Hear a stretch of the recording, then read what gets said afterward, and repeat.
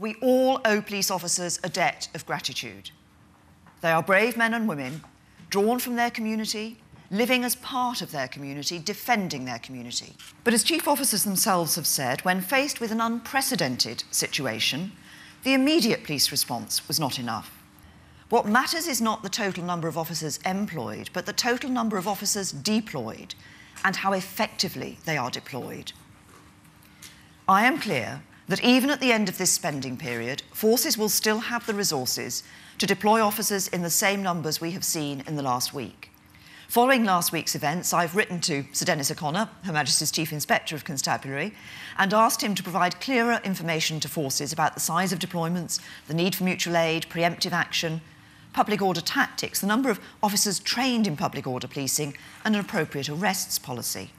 Too often in the past, the police have been damned if they do and damned if they don't. And I want police officers to hear this message loud and clear. As long as you act within reason and the law, I will never damn you if you do. It's clear to me that as long as we tolerate the kind of antisocial behaviour that takes place every day up and down the country, we will continue to see high levels of crime, a lack of respect for private property, and a contempt for community life.